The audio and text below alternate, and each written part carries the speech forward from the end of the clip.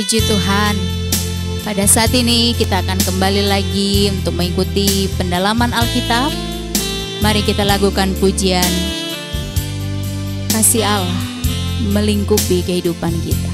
Haleluya. Lingkupiku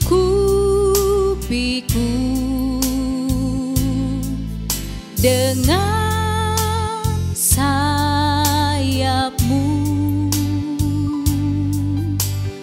naungiku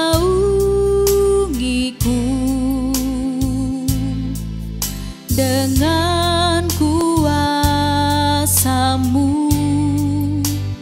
di saat badai bergelora.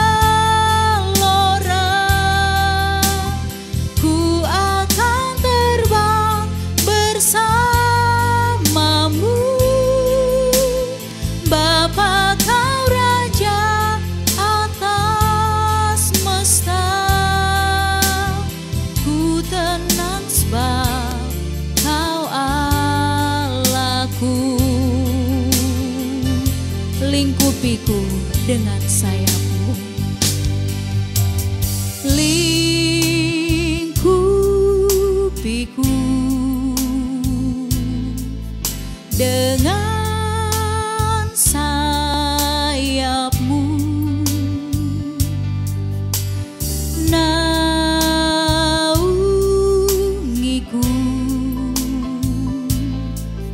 dengan kuasa-Mu di saat badai bergelora. Ku akan terbang bersamamu, Bapa, Kau Raja atas semesta. Ku tenang sebab Kau Allahku.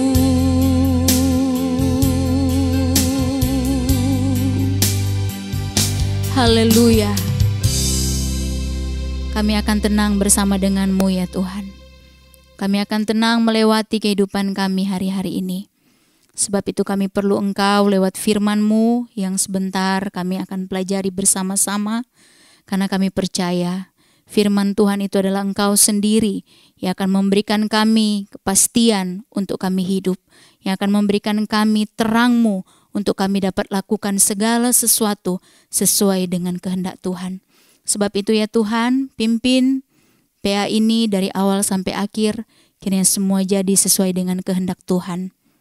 Hamba-Mu yang akan memberitakan firman Tuhan, berikan hamba-Mu pengertian, hikmat dari Tuhan, sehingga semua yang disampaikan, kami semua pun dapat mengerti dengan baik, dan kami dapat lakukan di dalam kehidupan kami. Terima kasih Tuhan untuk semua kesempatan yang Kau berikan dalam kehidupan kami. Ini doa kami alaskan. Di dalam nama Tuhan Yesus Kristus, Tuhan dan Juru Selamat kami yang hidup, kami berdoa. Haleluya. Amin. Puji Tuhan. Sebelum kita akan mengikuti PA kita pada hari ini, mari kita lakukan pujian Kasih Allah melingkupi saya. Lingkupi saya selama-lamanya. Haleluya.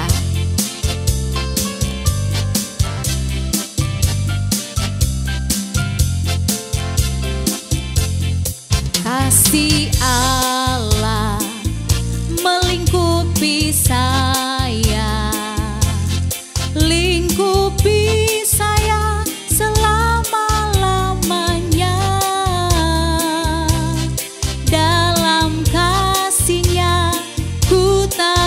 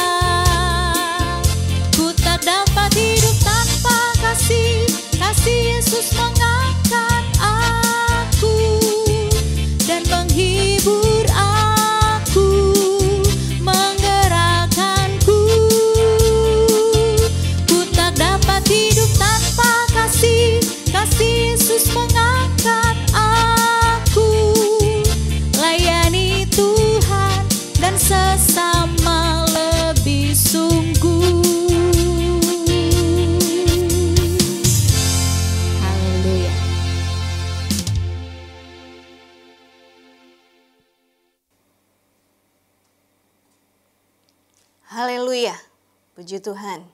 Kembali kita berjumpa dalam program pendalaman Alkitab Berea.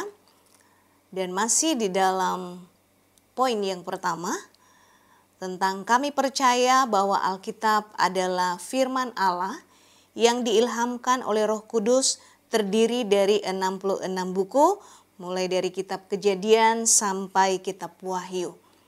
Pada episode-episode sebelumnya, Bapak, Ibu, Saudara pencinta Alkitab, kita sudah melihat tema-tema sentral dalam Perjanjian Lama. Dan kali ini kita melanjutkan untuk melihat tema-tema sentral di dalam Perjanjian Baru.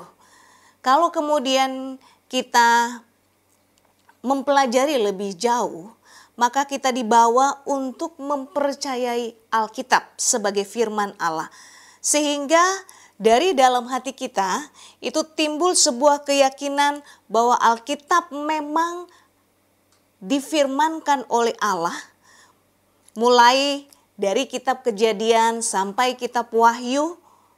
Dan kalau kemudian kita memahami dengan mempelajarinya lebih dalam, maka kita akan melihat kesinambungan dari Perjanjian Lama sampai kepada Perjanjian Baru lewat tema-tema sentral yang kita akan pelajari bersama-sama. Untuk itu, maka kita siapkan hati kita, juga seluruh hidup kita, sehingga lewat pembelajaran yang kita sama-sama akan pelajari, kita dibawa untuk meyakini kebenaran yang Allah sampaikan dan percayakan di dalam kehidupan kita sebagai orang percaya. Kalau kita melihat di dalam Perjanjian Baru, terdapat 10 tema sentral yang akan melengkapi pemahaman Bapak, Ibu, Saudara sebagai pencinta Alkitab untuk melihat keutuhan Alkitab, baik Perjanjian Lama maupun Perjanjian Baru, sehingga lewat keutuhan ini kita melihat bahwa ada hal yang Tuhan bukakan buat kita, sehingga kita semakin mempercayai firman-Nya dalam hidup ini. Dan kita melihat tema itu diantaranya yang pertama adalah sentralitas Allah. Lalu selanjutnya kita akan nanti sama-sama melihat sentralitas Kristus. Lalu poin berikutnya adalah kerajaan Allah. Yang keempat, Logos dan anak Allah. Lalu yang kelima, kita akan dibawa untuk memahami tentang ciptaan baru yang Allah kerjakan dalam kehidupan orang yang percaya. Lalu poin yang keenam, ibadah dan kesalehan. Ini membawa orang percaya untuk hidup dalam iman dan ketaatan. Lalu selanjutnya tema yang ketujuh adalah umat, perjanjian dan pelayanan. Yang kedelapan adalah hikmat. Ini berkesinambungan dari apa yang sudah kita pelajari dari Perjanjian Lama. Lalu yang ke-9 adalah pengharapan dan yang ke-10 adalah Roh Allah. Dengan tema-tema yang ada, diharapkan Bapak, Ibu, Saudara semakin melihat keutuhan Alkitab dan mempercayai itu sebagai sebuah kebenaran yang harus dihidupi sebagai orang yang percaya. Baik, kita akan lanjut pada pembelajaran kita untuk melihat tema sentral dalam Perjanjian Baru. Ini merupakan tema kelanjutan dari Perjanjian Lama yang sudah sama-sama kita lihat dalam episode-episode sebelumnya. Dan kalau kita membaca seluruh Perjanjian Baru mulai dari Matius sampai kitab Wahyu, maka kita akan dibawa oleh penulis Alkitab untuk dapat melihat pandangan tentang Allah yang tentu didasarkan pada pondasi yang diletakkan di dalam Perjanjian Lama, yaitu Allah yang berdaulat. Di dalam kedaulatannya, Allah memiliki sifat dasar. Dan kalau kemudian Bapak, Ibu, Saudara pencinta Alkitab mengingat episode-episode sebelumnya bahwa sifat dasar Allah ini adalah kasih, kudus, setia. Di mana Allah menyatakan itu sehingga dirinya dapat dikenal. Dengan dia dikenal, maka manusia dapat menghampirinya. Hal yang Allah nyatakan di dalam Perjanjian Lama ini, kita akan lihat di dalam Keluaran pasal yang ke-20. Keluaran 20 ayatnya yang ketiga. jangan ada padamu Allah lain di hadapanku. Ayat ini menegaskan bahwa dialah satu-satunya Allah yang benar dan hidup. Itu sebabnya perkataan ini disampaikan kepada Musa berhubungan dengan 10 hukum yang Allah berikan kepada bangsa Israel setelah mereka keluar dari Mesir dibawa kepemimpinan Musa sampai kemudian mereka ada di Gunung Sinai dan Allah memberikan perintahnya agar orang Israel memiliki tatanan kehidupan yang benar di hadapan Tuhan melalui hukum Tuhan untuk dihidupi dan dilakukan. Dari sinilah kemudian kita melihat bahwa dialah Allah yang melepaskan bangsa Israel dari perbudakan di Mesir dengan membawa mereka keluar menuju tanah perjanjian, dan itu mereka jalani kurang lebih 40 tahun menuju ke tanah perjanjian. Dan kalau kita melihat bahwa itu digenapi oleh Allah. Dan tuntutan yang kemudian harus mereka penuhi adalah mereka sebagai ciptaan Allah harus mematuhi segala yang difirmankan Allah. Apapun yang kemudian Allah sampaikan kepada mereka menjadi kewajiban mereka harus hidupi, mereka harus taati, mereka harus kerjakan. Sehingga dari semua yang kemudian kita lihat, Allah di perjanjian lama yang sudah melepaskan bangsa Israel dari perbudakan di Mesir, maka Allah yang sama juga itu diperkenalkan oleh penulis perjanjian baru untuk dapat diketahui oleh umat, ditaati dan dapat didekati untuk bersekutu dengan Dia. Bukan Allah yang jauh yang tidak dikenal, tetapi Allah yang dikenal, dan dengan pengenalan itu umatnya dapat bersekutu dengan Dia. Nah, untuk itu Bapak Ibu Saudara, kita akan melihat sentralitas Allah dalam perjanjian baru dalam 4 bagian. 4 bagian ini kita lihat, bagian yang pertama yaitu dalam Injil sinoptik. Injil sinoptik ini Bapak Ibu Saudara adalah Matius, Markus, dan Lukas. Nah, kalau kemudian Bapak Ibu Saudara bertanya, apa yang disebut dengan Injil sinopsis? Injil sinopsis ini adalah kitab-kitab di perjanjian baru yaitu Matius, Markus, dan Lukas. Disebut menjadi Injil sinopsis sebab kitab-kitab ini menuliskan kitab yang sama tentang Yesus, menuliskan hal yang sama tentang Yesus, tetapi dengan penjelasan dan panjang kisah yang berbeda. Dengan urutan dan penggunaan kata yang sama sehingga terlihat ada kemiripannya yang sangat dekat. Nah, itu sebabnya disebut dengan Injil sinoptik. Lalu yang kedua adalah melalui tulisan Yohanes. Nah, tulisan Yohanes ini yaitu Injil Yohanes, surat 1 sampai 3 Yohanes dan Wahyu. Lalu bagian yang ketiga yaitu surat-surat Paulus. Bagian yang keempat adalah surat-surat lainnya. Kita akan lihat sentralitas Allah ini dalam 4 bagian yang saya sudah sebutkan, dan khusus malam hari ini kita akan melihat pada bagian Injil sinoptik ya. Sentralitas Allah dalam Injil sinopsis memang ada beberapa bagian yang ditekankan. Berbicara tentang Allah memang sangat luas. Tetapi saat ini kita mau melihat pada bagian di Injil sinopsis dengan pokok yang sama-sama kita akan perhatikan pada 3 bagian pokok penting. Yang pertama yaitu kedaulatan Allah, yang kedua kemurahan Allah, dan yang ketiga adalah kemuliaan Allah. Nah, ketika kita mempelajari bagian ini, maka Bapak Ibu Saudara sebagai pencinta Alkitab, kita akan dibawa untuk menyadari keberadaan kita manusia di hadapan Allah. Bagaimana kita hidup demi kerajaan Allah, dan tuntutannya adalah tidak ada yang boleh lebih utama melebihi kerajaan Allah. Dan untuk topik kerajaan Allah saat ini kita tidak akan bahas panjang lebar, tetapi kita akan melihat pada episode-episode selanjutnya. Untuk itu kita akan masuk pada bagian yang pertama, bicara tentang kedaulatan Allah. Nah, kalau kemudian kita melihat kedaulatan Allah dalam Injil Sinoptik, kita akan dibawa ini menunjukkan tentang kekuasaan dan kontrol Allah terhadap seluruh dunia yang diciptakannya.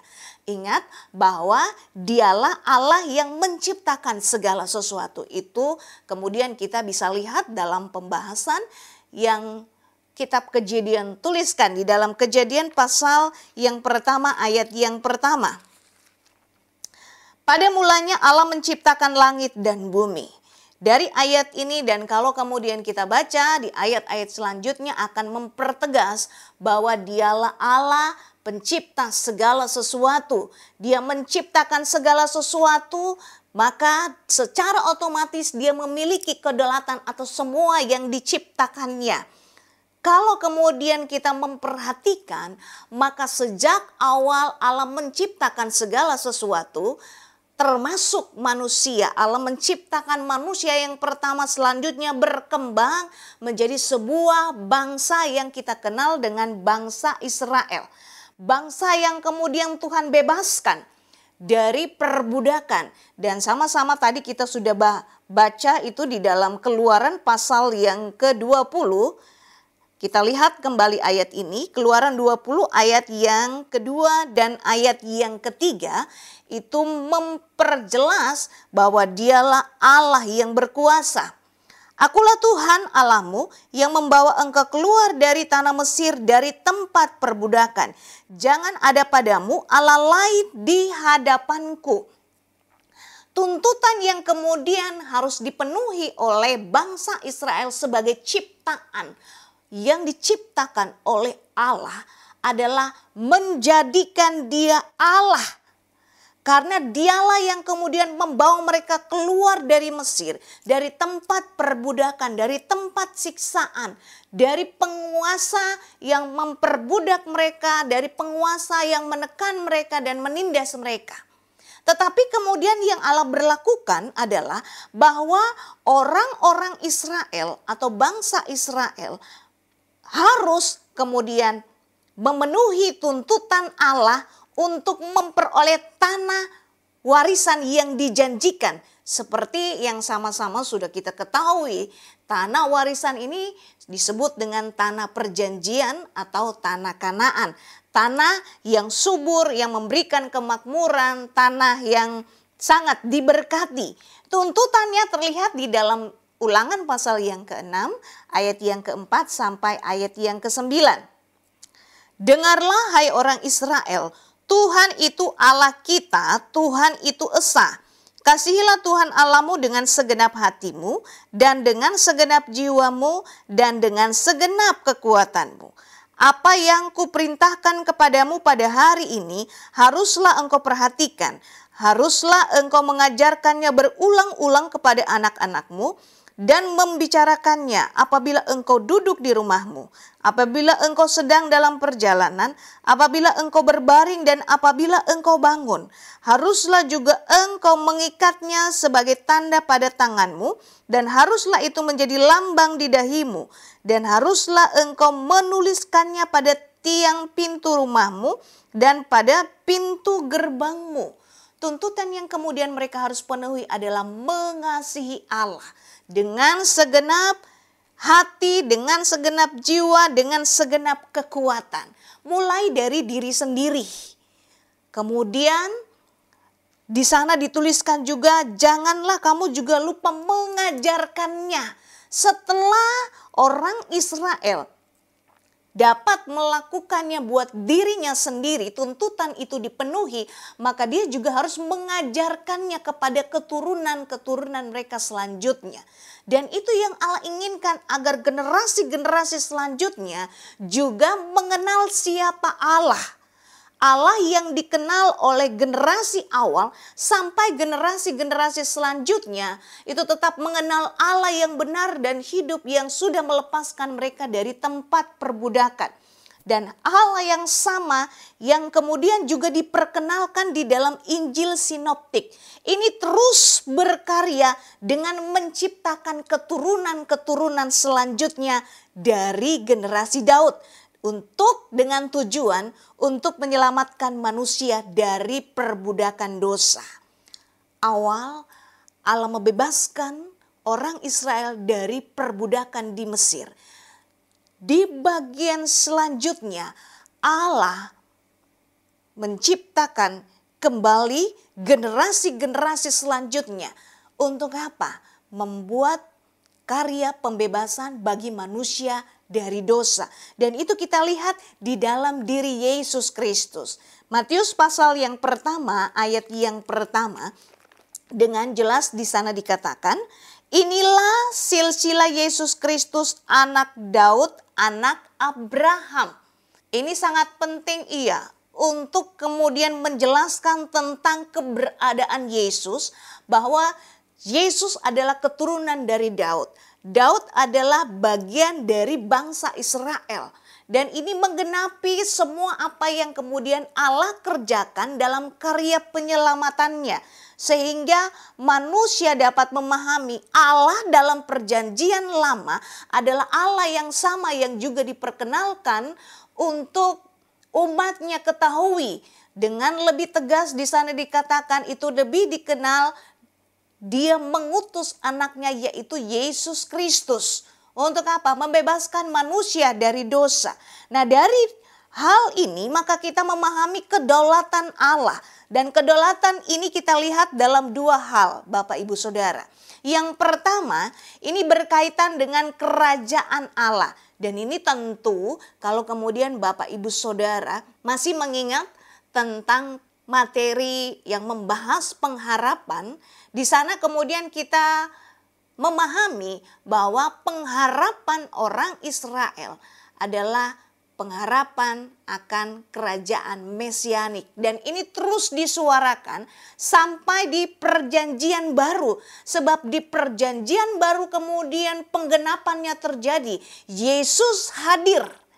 Apa yang dinubuatkan di perjanjian lama kemudian digenapi di perjanjian baru. Sehingga umat yang hidup dapat mengenal bahwa Yesuslah yang menjadi juru selamat.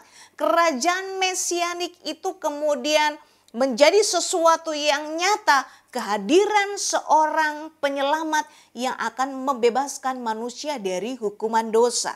Itu sama-sama kita lihat di dalam Markus pasal yang pertama ayat yang ke-15. Katanya, waktunya telah genap, kerajaan Allah sudah dekat, bertobatlah dan percayalah kepada Injil. Untuk memahami, untuk mengalami kerajaan Allah, maka ada tuntutan yang kemudian diberlakukan. Allah di dalam kedaulatannya menyatakan kerajaannya. Tetapi untuk kita, umatnya mengalaminya, di sana dikatakan kita harus bertobat dan percaya kepada Injil. Apa yang Injil kemudian beritakan, di dalam Injil itu ada kebenaran yang memberikan kepastian tentang keselamatan kepada manusia. Hal yang perlu dilakukan adalah bagaimana kita percaya kepadanya. Percaya bukan hanya dengan kata-kata, tetapi dari seluruh hidup kita. Karena ketika kita percaya kepada Yesus, itu berarti kita menyerahkan seluruh hidup kita kepada Dia. Untuk kita mengikut Dia, menaati Dia, dan hidup di dalam kebenarannya. Sebab setelah orang percaya kepada Yesus, maka hidupnya akan mengutamakan kerajaan Allah tersebut. Itu berarti penyerahan hidupnya kepada Allah akan membuat dia menggantungkan pengharapan sepenuhnya kepada Dia dan tidak lagi memusingkan hal-hal lahiriah yang ada di dalam dunia ini. Itu sebabnya kita sama-sama buka di dalam Matius pasal yang ke-6 ayat yang ke-33. Tetapi carilah dahulu kerajaan Allah dan kebenarannya, maka semuanya itu akan ditambahkan kepadamu. Kalau kemudian kita membaca di ayat-ayat sebelumnya, maka dalam ayat-ayat ini kita dibawa untuk mengerti kondisi kita manusia. Di dalam hidup ini banyak hal yang kita butuhkan, banyak hal yang kita perlukan untuk hidup. Kita perlu makan, kita perlu minum, kita perlu apa yang kita pakai dan seterusnya. Tetapi hal-hal ini yang sering kali membuat fokus hidup kita kemudian tidak lagi mengutamakan Allah, tidak lagi menyerahkan hidup kita kepada Tuhan, sehingga yang ada kita hanya pusing dengan hal yang kita pakai, yang kita makan dan seterusnya. Sehingga kerajaan Allah, pengharapan itu tidak kemudian membangun fokus kita untuk tertuju kepada Allah. Di ayat ini kemudian ditegaskan, kalau kita mencari, mengutamakan kerajaan Allah, maka semuanya akan ditambahkan dalam hidup kita. Itu berarti penyerahan hidup orang percaya akan membuat dia mengalami pemeliharaan Allah yang sempurna atas hidupnya. Entah apa yang dimakan, entah apa yang dipakai, entah apa yang kemudian digunakan, semua di dalam tanggung jawab Allah. Tetapi yang menjadi pertanyaan, apakah orang percaya hidup dalam penyerahan yang total kepada Allah? Berhubungan dengan bagian yang pertama, kedaulatan Allah mampu mengadakan semuanya. Tetapi mari kita belajar untuk hidup berpengharapan yang penuh kepada Dia. Sebab kerajaan mesianik bukan hanya bicara tentang hal-hal lahiriah, tetapi hal-hal rohani. Kalau hal rohani Allah berikan buat kita, maka hal jasmani pun Dia akan mampu penuhi di dalam hidup kita. Yang terpenting adalah bagaimana penyerahan hidup kita, fokus hidup kita kepada Dia, membuat kita mengalami pemeliharaannya yang sempurna atas kita. Bagian yang kedua, kerajaan Allah ini menggambarkan kekuasaan dan pemerintahannya atas segala sesuatu. Artinya bahwa hal ini Allah nyatakan di dalam penggenapan apa yang sudah Dia firmankan di perjanjian lama, yaitu janji penyelamatan dengan kehadiran Yesus Kristus untuk membebaskan manusia dari dosa. Dan tentu ini menjadi pemahaman yang sangat kita pahami sebagai orang yang percaya di dalam Tuhan. Tetapi hal ini membuat kita menyadari bahwa di dalam kerajaan Allah, Allah memiliki kekuasaan dan pemerintahan atas segala sesuatu. Dia mampu melakukan segala sesuatu sekalipun itu mustahil buat kita manusia. Tetapi Allah bisa mengadakan dengan caranya yang ajaib, bisa melakukan dengan caranya yang luar biasa. Lepas dari pemikiran kita dan keterbatasan kita. Tetapi kita akan dibawa bahwa Dia punya kekuasaan dan Dia mampu bergerak di dalam sejarah tersebut dan menciptakan sejarah. Sehingga hadirnya juru selamat itu membuat kita menyadari bahwa Allah mengerti kebutuhan kita orang yang berdosa. Matius pasal yang pertama, ayat yang ke-21 sampai 23. Ia akan melahirkan anak laki-laki dan engkau akan menamai dia Yesus. Karena dialah yang akan menyelamatkan umatnya dari dosa mereka. Hal itu terjadi supaya genaplah yang difirmankan Tuhan oleh Nabi. Sesungguhnya anak darah itu akan mengandung dan melahirkan seorang anak laki-laki. Dan mereka akan menamai dia Immanuel, yang berarti Allah menyertai kita. Ini janji Allah yang juga kemudian kita tahu bersama, dituliskan, dinubuatkan di dalam perjanjian lama, kemudian digenapi di dalam perjanjian baru. Dan kisah yang sama, Bapak Ibu Saudara bisa baca di dalam Lukas pasal yang kedua, ayat yang pertama sampai ayat yang ke-7. Penulis berbeda tetapi menulis kisah yang sama dengan cara mereka untuk menjelaskan bahwa ini bagian dari rangkaian Allah memiliki kekuasaan. Dia mampu mengerjakan itu dan menggenapi apa yang sudah difirmankannya. Bertindak di dalam sejarah, dalam perjanjian lama lalu masuk di dalam perjanjian baru. Untuk kepentingan siapa? Untuk kepentingan kita manusia berdosa. Sehingga kita bisa diselamatkan. Dengan memahami dua bagian ini, Bapak Ibu Saudara sebagai pencinta Alkitab, kita dibawa bahwa kedaulatan Allah itu mutlak. Dia bisa bertindak karena dia memiliki kekuasaan. Di dalam kekuasaannya dia memberikan pengharapan agar orang yang percaya dapat mempercayai dia dan hidup di dalam kebenaran. Hidup, menyerahkan hidup sepenuhnya kepada dia. Ketika orang benar hidup sepenuhnya bagi Allah, maka Allah bertanggung jawab atas hidupnya. Kita melangkah selanjutnya di bagian yang kedua, yaitu kemurahan Allah. Bicara tentang kemurahan Allah, Bapak Ibu Saudara, kita akan sama-sama lihat bahwa ketika Allah memberlakukan kemurahannya, maka kita harus melihat secara luas di dalam kekuasaannya. Karena kalau kita bicara tentang kekuasaan Allah, di situ tercermin antara kasih Allah dan kemurahan Allah. Dua hal ini akan berjalan bersama-sama, dua sisi ini akan berjalan bersama-sama. Dan kemudian kita akan dibawa bahwa kekuasaan Allah ini berbeda dengan kekuasaan para penguasa di dunia ini. Karena kalau kita melihat para penguasa di dunia ini lebih banyak menggunakan kekuasaannya secara arogan.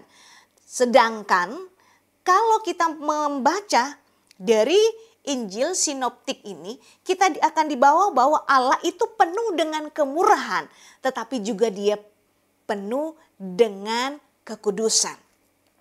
Membahas kemurahan Allah lebih jauh Bapak Ibu Saudara, khusus di dalam Injil sinoptik ini, maka kita akan dibawa ketika kita memahami tentang murka Allah terhadap dosa. Ketika orang berdosa Allah murka, maka akan ada penghukuman. Sebab kalau kita hanya memahami dari sisi yang berbeda, maka kita akan selalu melihat Allah begitu kejam, Allah begitu disiplin, Allah begitu tegas memperlakukan hukumannya. Tetapi saat ini kita akan dibawa untuk melihat kesempatan-kesempatan yang Allah berikan dengan menunjukkan kemurahannya, itu berarti kesempatan diberikan kepada seseorang untuk bertobat. Dan ini harus digunakan dengan sebaiknya, sebab akan ada waktu, batasan waktu di mana kesempatan itu Allah berikan kepada seseorang. Dan untuk dapat melihat ini di dalam Injil sinoptik, maka kita akan melihat di dalam sebuah kisah dalam Lukas pasal yang ke-15, di mana Allah mengekspresikan kemurahannya ini. Lukas pasal yang ke-15, mulai dari ayat yang pertama sampai ayat yang ke-32. Ada 3 kisah di sana Bapak Ibu Saudara. Kalau kemudian Bapak Ibu Saudara bisa melihat, dan tentu dengan harapan Bapak Ibu Saudara di rumah bisa membaca kisah-kisah ini, akan melengkapi pemahaman Bapak Ibu Saudara tentang kemurahan Allah. Kisah pasal ke-15, mulai ayat yang pertama sampai ayat yang ke-7, itu bicara tentang kisah domba yang hilang. Lalu ayat yang ke-8 sampai ayat yang ke-10 itu berbicara tentang dirham yang hilang. Dan ayat yang ke-11 sampai ayat yang ke-32 itu berbicara tentang anak yang hilang. Untuk lebih jauh memahami, karena ayat-ayat ini cukup panjang, saya tidak akan baca ayat-ayat ini, tetapi dengan harapan Bapak Ibu Saudara yang di rumah atau mendengarkan pembelajaran ini bisa membaca kisah ini untuk melengkapi pemahaman Bapak Ibu Saudara. Karena dari kisah-kisah ini kita akan dibawa bagaimana kita melihat tentang gambaran sukacita Allah ketika orang berdosa itu menyadari dosanya dan bertobat lalu kembali kepada Tuhan. Domba yang hilang dicari, dirham yang hilang dicari, perumpamaan anak yang hilang ketika kembali disambut dengan sukacita. Bapak ini bersedia untuk melakukan pesta mengenakan jubah yang indah bagi anaknya. Itu perlakuan kemurahan Allah bagi orang yang berdosa, yang menyadari dosanya lalu bertobat dan kembali kepada Tuhan. Karena dari kisah inilah kita akan melihat hubungan yang Allah gambarkan untuk mewujudkan kasih-Nya kepada kita orang yang berdosa. Nah, dari kisah-kisah ini maka kita melihat ada dua sisi yang berjalan. Bapak Ibu Saudara, berjalan bersama-sama antara kasih Allah dan kekudusan Allah. Kita akan pahami ini ketika kita melihat dua sisi ini secara bersama-sama. Dan ini menunjukkan dua hal, Bapak Ibu Saudara. Yang pertama, Allah menunjukkan kemurahannya kepada orang yang berdosa. Ketika orang berdosa ini mengakui dosanya di hadapan Tuhan. Kita lihat di dalam Lukas pasal yang ke-18, ayat yang ke-9 sampai ayat yang ke-14. Ayat ini cukup panjang, Bapak Ibu bisa baca. Saya akan bacakan hanya di ayat 13 dan ayat 14. Tetapi pemungut cukai ini berdiri jauh-jauh, bahkan ia tidak berani menengadah ke langit. Melainkan ia memukul dirinya dan berkata, "Ya Allah, kasihanilah aku orang berdosa ini." Aku berkata kepadamu, orang ini pulang ke rumahnya sebagai orang yang dibenarkan Allah dan orang lain itu tidak. Sebab barang siapa meninggikan diri, ia akan direndahkan, dan barang siapa merendahkan diri, ia akan ditinggikan. Dari kisah ini kita akan dibawa untuk melihat bahwa Allah menunjukkan kemurahannya kepada orang yang mengakui dosanya. Pengakuan dosa seseorang itu terjadi ketika dimulai dengan kesadaran pada dirinya bahwa apa yang dilakukannya adalah sebuah kesalahan dan dia harus memohon pengampunan. Itu sebabnya hal ini diwakili oleh pemungut cukai. Dia tidak berani untuk menengadah, tetapi dia berkata, "Kasihanilah aku orang berdosa ini." Dia merendahkan dirinya di hadapan Tuhan. Dia mengakui kesalahannya. Dia menyadari perbuatannya. Dan tentu tidak hanya sampai di situ, Bapak Ibu Saudara. Hal yang kemudian harus dilakukan setelah menyadari adalah bertindak. Tidak lagi melakukan hal yang sama, tidak lagi mengulang kesalahan yang sama, tetapi mengalami perubahan dan tentu dengan pertolongan Tuhan. Kemurahan Allah berlaku bagi mereka yang menyadari kesalahan, mau berubah, mau bertobat, dan hidup kembali di dalam kebenaran. Tentu ini menjadi sebuah prinsip yang Allah berlakukan bagi orang yang percaya, sehingga kemurahan tetap Allah akan nyatakan bagi orang-orang yang mau melakukan hal ini. Sebab yang Allah tuntut adalah bagaimana orang percaya dapat hidup di dalam kebenaran.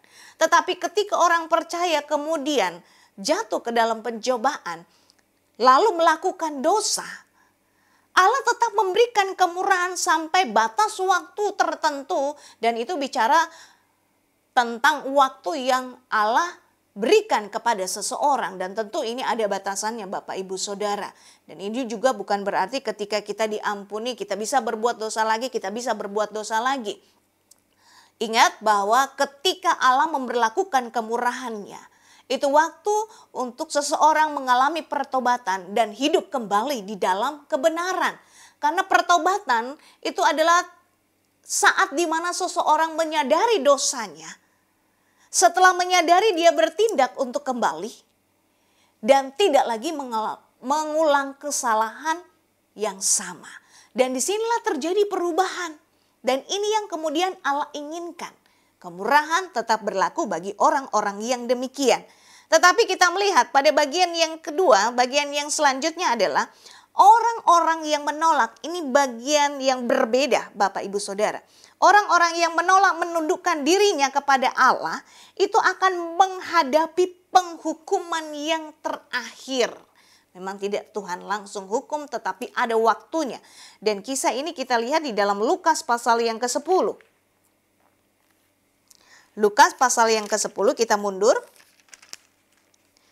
Ayat yang ke-13 sampai ayat yang ke-16. Celakalah engkau Korazim, celakalah engkau Betsaida, karena jika di Tirus dan di Sidon terjadi mujizat-mujizat yang telah terjadi di tengah-tengah kamu, sudah lama mereka bertobat dan berkagum. Akan tetapi pada waktu waktu penghakiman, tanggungan Tirus dan Sidon akan lebih ringan daripada tanggunganmu. Dan engkau Kapernaum, apakah engkau akan dinaikkan sampai ke langit? Tidak, engkau akan diturunkan sampai ke dunia orang mati. Barang siapa mendengarkan kamu, ia mendengarkan aku. Dan barang siapa menolak kamu, ia menolak aku. Dan barang siapa menolak aku, ia menolak dia yang mengutus aku. Ini perkataan Yesus untuk menegaskan bahwa ketika murid-murid diutus ke kota-kota ini, penduduk di daerah yang sudah kita baca, itu menolak kehadiran murid-murid memberitakan kebenaran. Sehingga Yesus berkata orang-orang yang menolak murid-murid itu berarti menolak Yesus. Dan kalau menolak Yesus berarti menolak Dia yang mengutus Yesus, artinya Allah. Dan itu berarti akan ada penghukuman. Menolak kebenaran itu berarti menolak untuk mempercayai Dia, tunduk kepada Dia yang adalah Allah pencipta segala sesuatu, maka akan ada waktunya penghukuman akan diberlakukan. Dan tentu ini tidak menjadi keinginan kita. Kita menginginkan berkat. Untuk itu mari kita tunduk kepada hukum Allah. Kita menyerahkan hidup kita kepada Dia. Karena hanya ada dua pilihan yang ada di sana. Kemurahan Allah berlaku bagi orang yang mengakui dosanya dan hidup kembali kepada Tuhan. Lalu bagi yang selanjutnya adalah orang-orang yang tidak mau tunduk dan akan mengalami penghukuman. Dari kisah ini maka kita akan dibawa bahwa kemurahan Allah ini berlaku bagi orang-orang kembali yang mau bertobat. Tetapi penghukuman itu berlaku bagi orang yang tidak mau mempercayai Dia atau menolak Dia. Kemurahan diberikan sebagai kesempatan untuk orang kembali kepada Tuhan. Kalau sampai hari ini, waktu itu diberikan untuk Bapak Ibu, Saudara yang mendengarkan pembelajaran ini, maka masih ada kesempatan untuk hidup kembali kepada Tuhan. Sebab akan ada waktunya kemurahan itu akan diangkat. Kemurahan itu tidak akan berlaku kembali. Tetapi selama ini masih ada, mari gunakan waktu ini dengan sebaiknya untuk kembali kepada Tuhan. Karena Dia tetap terus menunggu kapan kita datang, menyerahkan hidup kita kepada Tuhan dan hidup bagi Dia. Jangan pernah sia-siakan hari. Sebab hari yang sudah lewat tidak akan pernah terulang dalam hidup ini. Tetapi kalau kita masih hidup, itu berarti kesempatan itu tetap diberlakukan bagi Bapak Ibu Saudara yang ada. Karena Yesus mencintai kehidupan Bapak Ibu Saudara yang ada. Kita lanjut pada bagian yang ketiga yang berbicara tentang kemuliaan Allah. Nah, untuk memahami kemuliaan Allah, Bapak Ibu Saudara, kembali kita dibawa untuk melihat tentang kekuasaan Allah di dalam hidup ini yang menciptakan alam semesta. Karena tuntutan yang kemudian yang Allah berlakukan bagi manusia sebagai ciptaannya adalah keutamaan hidup. Artinya, Bapak Ibu Saudara, sebagai pencinta Alkitab, ketika kita semakin belajar mengenal Dia, maka kita dibawa untuk hidup mengutamakan Dia. Perilaku manusia itu mencerminkan bagaimana menghormati penciptanya. Dan itu tentunya di dalam aplikasi hidup sehari-hari. Dengan tuntutan mengutamakan tersebut, maka terungkap sebuah fakta bahwa Allah punya supremasi. Allah harus diutamakan dan secara mutlak dalam kehidupan semua manusia. Sebab apa? Dia memiliki kekuasaan. Dia pencipta segala sesuatu. Di mana hal yang terpenting di dalam hidup manusia adalah nama Allah harus dihormati dan dikuduskan. Ketika kerajaannya datang dan kehendaknya terjadi. Kita lihat dengan sebuah kisah yang kemudian dituliskan di dalam Matius pasal yang ke-6. Ayatnya yang ke-9 sampai ayat yang ke-10. Ayat ini akan memperjelas keberadaan dan tuntutan Allah bagi hidup orang percaya. Ayat yang ke-9 dan ayat yang ke-10. Karena itu berdoalah demikian, Bapa kami yang di surga, dikuduskanlah namamu. Datanglah kerajaanmu, jadilah kehendakmu di bumi seperti di sorga. Kehendak Allah dinyatakan. Dan tuntutan kemudian diberlakukan untuk apa? Manusia menghormati dan menguduskan dia ketika kerajaannya datang dan kehendaknya terjadi. Seperti yang kemudian kita pahami bahwa ini bagian dari doa Bapa kami yang diajarkan oleh Yesus agar orang percaya termasuk murid-muridnya memahami tentang kehendak Allah. Datanglah kerajaanmu dan jadilah kehendakmu. Pemberitaan tentang kerajaan Allah terus disuarakan untuk apa? Orang percaya merasakan kehadirannya di dalam hidup mereka. Sehingga yang ada, orang percaya dapat melakukan kehendak Allah. Dan itu yang Allah kemudian inginkan dalam setiap kehidupan orang yang menyerahkan dirinya kepada dia untuk hidup memuliakan Allah. Sebab kalau kemudian kita memperhatikan sebuah kisah di dalam Alkitab yang dituliskan di dalam Injil Sinoptik ini, Bapak Ibu Saudara, dalam sebuah contoh percakapan Yesus dengan orang kaya. Di dalam Matius pasal yang ke-19 ayat yang ke-17, kisah yang sama juga dituliskan di dalam Markus pasal yang ke-10, lalu Lukas pasal yang ke-18. Nah, mari kita lihat beberapa ayat di dalam Lukas pasal yang ke-18 ayat yang ke-19.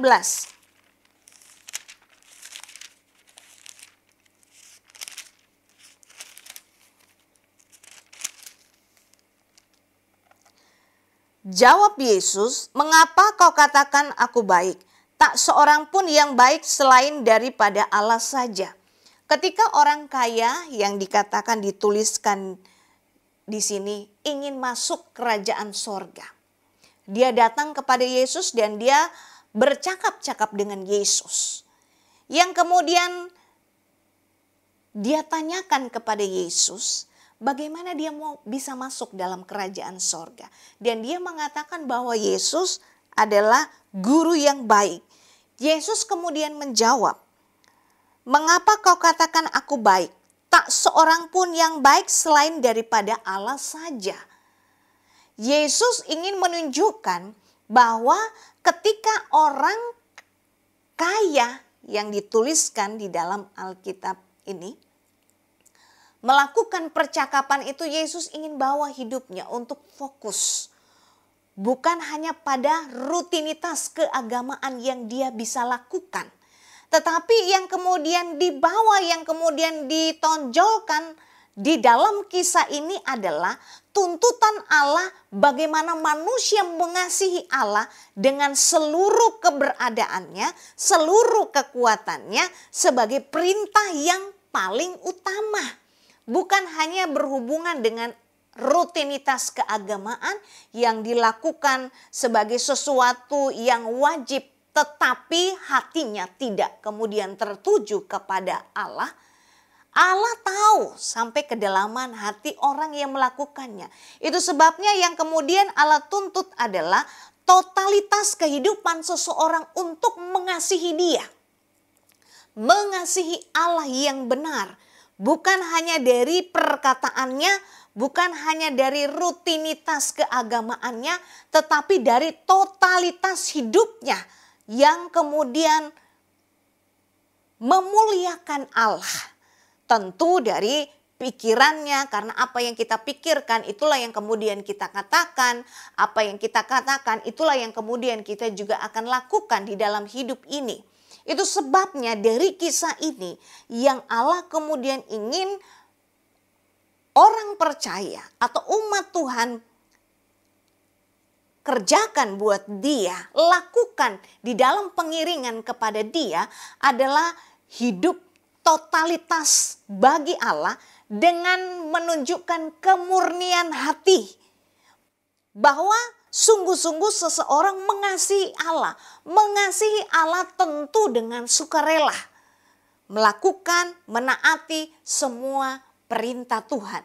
Bukan dengan keterpaksaan, bukan karena ingin mendapat pujian, tetapi sebuah proses pembentukan yang terjadi dalam hidup seseorang ketika dia dengan tulus menyerahkan hidupnya kepada Tuhan, maka seluruh hidupnya diperuntukkan untuk memuliakan Tuhan lewat seluruh aktivitas hidup yang dia lakukan. Apa yang dia pikirkan hal-hal tentang Allah. Meskipun di dalam hidup ini tentu kita perlu akan hal-hal jasmani. Tetapi kita diingatkan bahwa kalau kita hidup totalitas kepada Tuhan, maka kemuliaan Allah itu akan nyata dalam hidup seseorang. Hidup seseorang yang memuliakan Allah adalah hidup yang mengutamakan Allah. Karena kemudian itulah yang Allah tuntut. Keutamaan ini akan membawa seseorang untuk hidup menghormati Allah sebagai penciptanya. Bukan hanya sebuah aktivitas biasa, tetapi sebuah style hidup yang kemudian dijalankan setiap hari.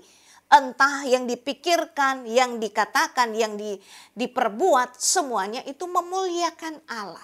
Dan itu terjadi ketika seseorang menyerahkan hidupnya sepenuhnya kepada Tuhan.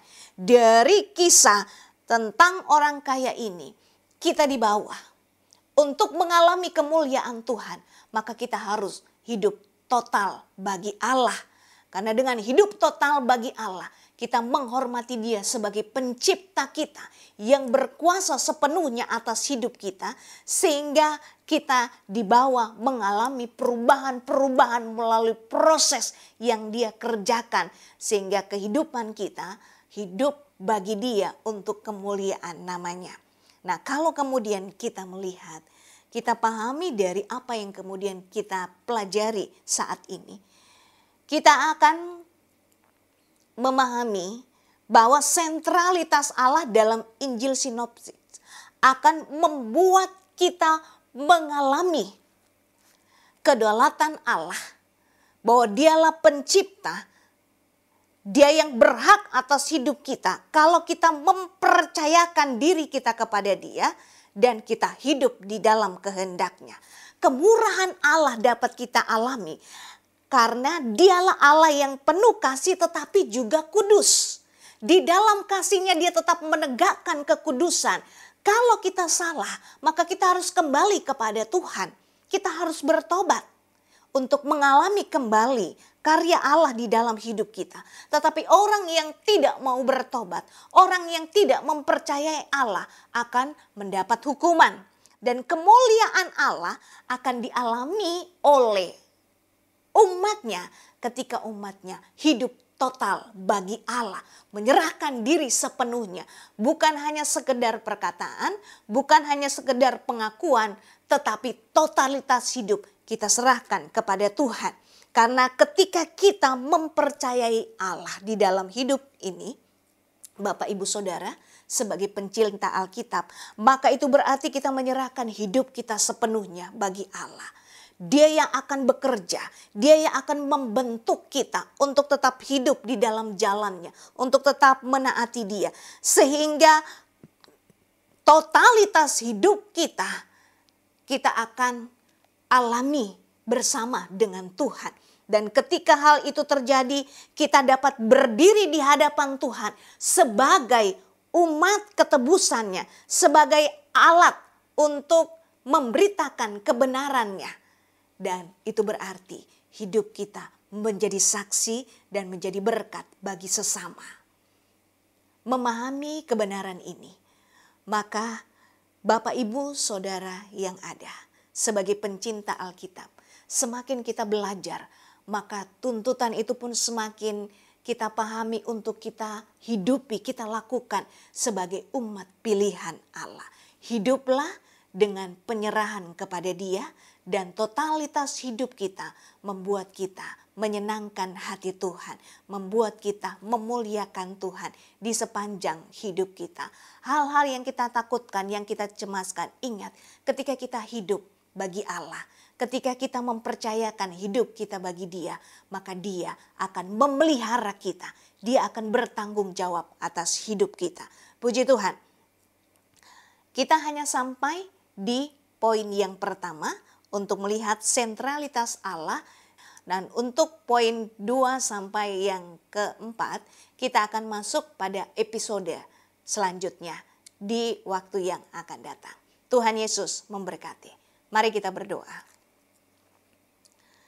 Kami bersyukur bahwa Engkau Allah yang tetap memperkenalkan dirimu bagi kami umat-Mu. Engkau sudah menyatakan itu bagi bangsa pilihan. Maka sekarang Engkau nyatakan itu bagi kami umat pilihan. Untuk kami mengenal Engkau, memahami Engkau bahwa Allah yang sama yang bangsa Israel percaya adalah Allah yang sama yang kami juga percaya saat ini. Untuk memahami tentang kedaulatan-Mu, tentang kemurahan-Mu dan kemuliaan-Mu. Sehingga kami semakin dibawa untuk hidup mempercayai Engkau dengan menyerahkan seluruh keberadaan kami. Dan ketika kami tahu dalam perjalanan ada banyak hal yang kami alami, seringkali kami menyakiti dan melakukan kesalahan di hadapan Tuhan, maka Engkau tetap memberlakukan kemurahan-Mu bagi kami. Biarlah itu membawa kami untuk hidup sungguh-sungguh dalam pertobatan kami, untuk kami hidup memuliakan Tuhan. Dan dengan kami hidup di dalam kebenaran-Mu, kami hidup total bagi Tuhan, maka Engkau akan menjadikan kami alat-Mu, menjadi saksi, menjadi berkat dimanapun kami ada. Baik ketika kami ada di rumah, ketika kami di dalam tempat pekerjaan, ketika kami di dalam pergaulan, di dalam masyarakat, di tengah-tengah masyarakat, Engkau tetap bekerja bagi kami. Teruslah berkarya Tuhan, sehingga ketika kami memahami kedaulatan, kemurahan, dan kemuliaan-Mu, maka kami semakin dibawa untuk menempatkan diri kami secara tepat di hadapan-Mu, menghargai setiap karya-Mu, dan menyerahkan seluruh keberadaan kami. Berkati kami, berkati setiap jemaat-Mu yang sudah mendengarkan pembelajaran Alkitab malam hari ini. Engkau berkarya dalam hidup kami, sehingga kami semakin dibawa untuk tunduk kepada otoritas-Mu. Sebab Engkau Allah yang berdaulat, yang memiliki kehendak atas kami sebagai ciptaan-Mu. Segala sesuatu yang Engkau rancangkan baik buat kami, maka kami harus hidup dalam penyerahan total kepada Tuhan. Ini kami Tuhan, kami menyerahkan hidup kami dan Engkau bekerja. Engkau yang berkarya membawa kami mengalami karya-Mu yang heran dan ajaib dalam setiap hari-hari yang kami lalui. Di tengah kondisi yang semakin sulit pun, Engkau tetap memberlakukan kuasa-Mu bagi kami, pemeliharaan-Mu atas kami, atas hidup kami, atas kekuatan kesehatan kami, atas pekerjaan kami, dan atas apapun yang kami buat. Engkau tetap ada dan bekerja di dalam semuanya. Terima kasih Tuhan, berkati setiap kami yang ada, sehingga pembelajaran Alkitab malam hari ini membuat sesuatu yang baru dalam hidup kami, untuk membawa kami hidup bagi Tuhan. Terpujilah nama-Mu Tuhan, kami mengucap syukur atas semuanya, di dalam nama Tuhan Yesus Kristus. Haleluya, amin.